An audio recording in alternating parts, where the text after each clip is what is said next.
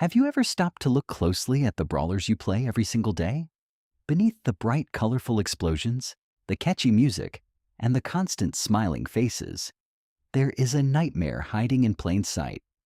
You think Brawl Stars is just a fun, competitive mobile game, but the truth is, you are actively participating in a twisted, endless cycle of human experimentation. Welcome to Starr Park, a place where nothing can go wrong, because free will doesn't exist.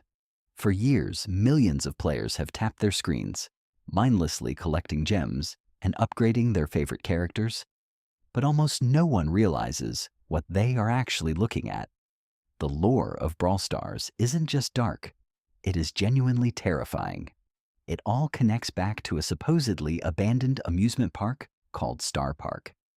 On the surface, it was meant to be a utopian wonderland, a competitor to the greatest theme parks in the world.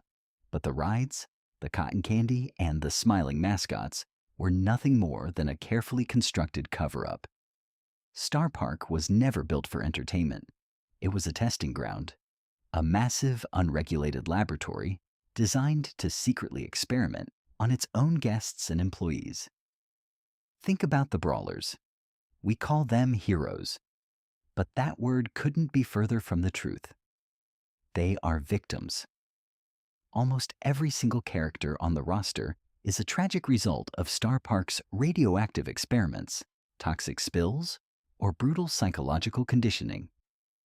They didn't choose to enter an arena and fight to the death. They were forced into it, mutated beyond recognition, and permanently stripped of their former humanity. Take a look at the seemingly innocent mascots. Do you really think someone is just wearing a penguin suit for fun?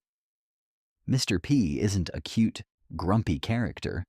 He is a desperate soul permanently trapped inside a heavy, suffocating costume, unable to ever take it off.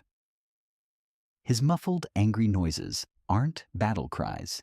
They are cries for help that no one can understand. Or consider Spike, the adorable mascot of the entire game. He doesn't speak. He constantly smiles, but deep within the hidden lore, it is heavily implied that Spike is the result of a horrific botanical experiment. A human consciousness trapped inside a cactus, forced to wander the desert with a frozen, unblinking smile.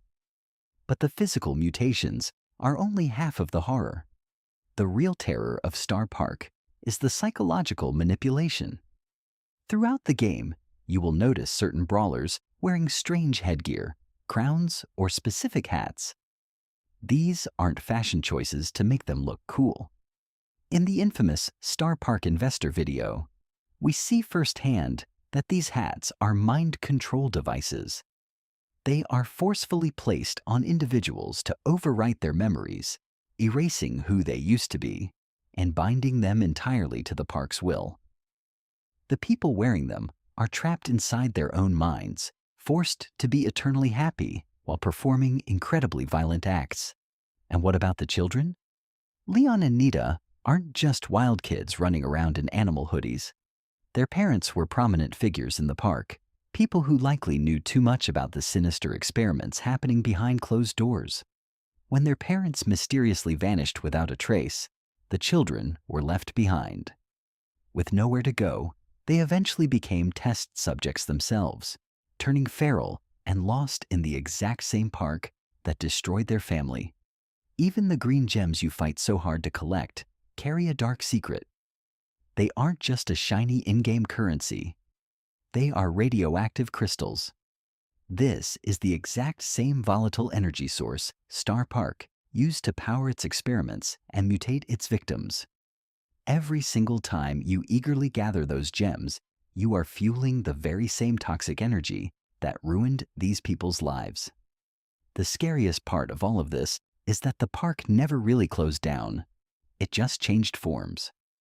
The creators of Starr Park eventually realized they didn't need a physical amusement park to continue their sick experiments.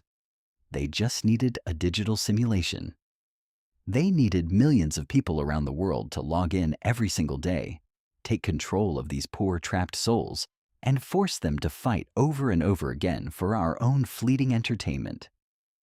You aren't just a player enjoying a mobile game. You are the new management. And as long as you keep opening the app, the nightmare of Starr Park will never end. So the next time you pick your favorite brawler and enthusiastically tap that yellow play button, ask yourself, are you playing a game? Or are you just pulling the strings in someone else's personal hell?